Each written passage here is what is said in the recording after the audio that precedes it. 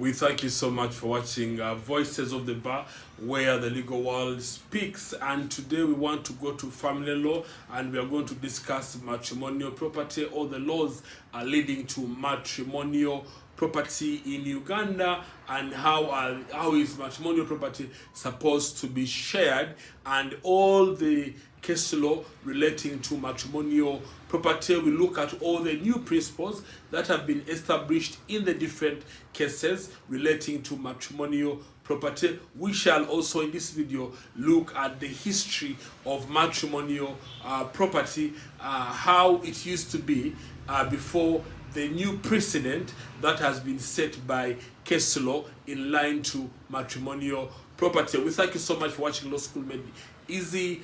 We thank you for watching Voices of the Bar.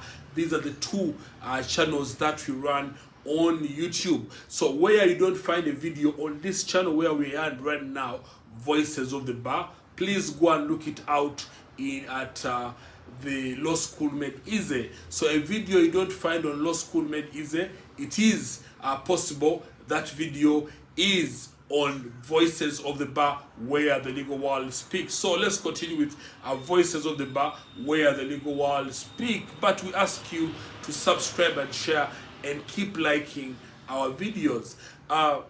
It's really worrying that 60% of the people who are watching these videos on Voices of the Bar have not subscribed, but they are enjoying, they are watching the videos. So we ask you to don't watch minus subscribing. So hit the subscription button, and then we can start from there. So let's enter into what we call the matrimonial property.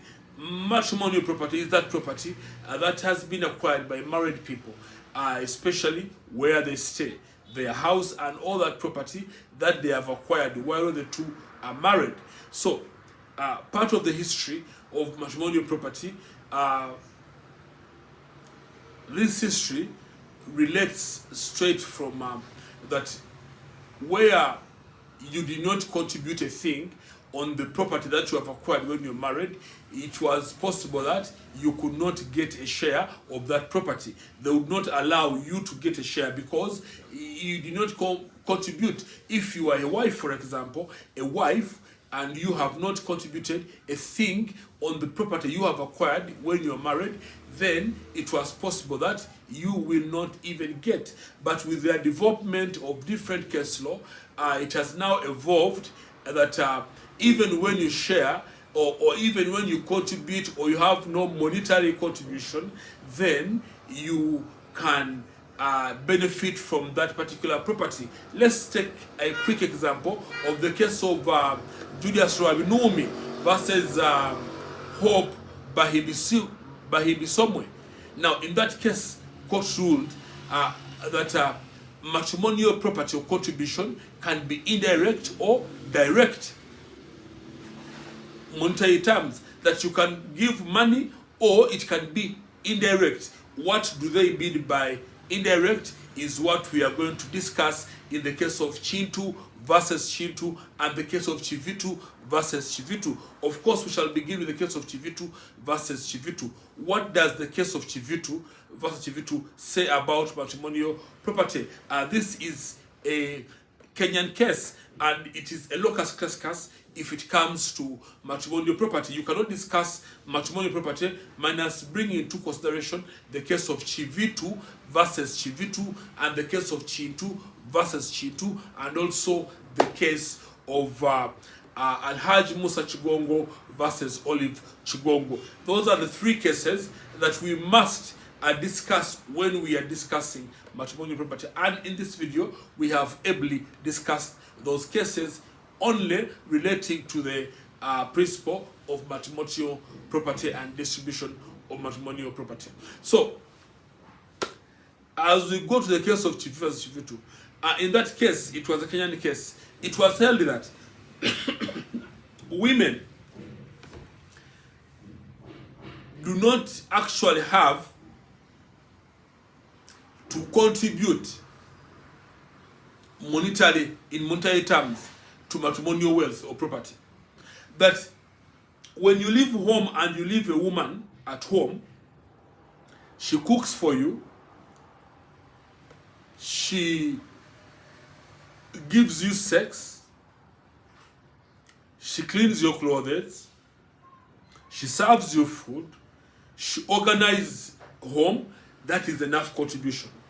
So meaning that at separation, excuse me, meaning that at separation, you and your wife, she will have to take an equal share in the property, even when she did not contribute in monetary terms. This is very important. Previously, distribution of matrimonial property depended on how much have you contributed. How much did you bring? Now, the world has now evolved from that rudimentary way of distribution to now things that have been done as contribution. That in that Kenyan case, that some Kenyan women are very poor and cannot contribute. But when you leave them at home, there are things they have done towards the development of their marriage. So you cannot come at the dissolution of the marriage and then you are saying, let these people go away minus getting a thing. Now, the same principle was now established in the case of Mwanga Chintu versus Chintu, and I think Judge Bosa ruled that the contribution of a woman goes beyond monetary. That when they do all the things that I talked about, wash your clothes, give you good sex, iron your clothes, prepare food for you, they are emotionally making you stable to go and work the money, and then you come and you buy all the property you have acquired. So, because they have also contributed in that regard, you cannot exclude them out of the distribution. So they will have to take a share. So that is the twist that case law has provided, and we have now moved away from the previous one. We are now at that twist of case law that has been established. Precedent.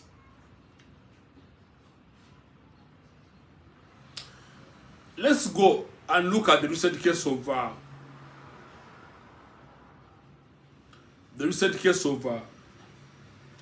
Chigongo versus Haji Musa Chigongo. Now, in this case, court established in the first issue that the two were not married. But remember, we are discussing and saying that we have matrimonial property, you are married people. But in the case of Chigongo, the two were not married.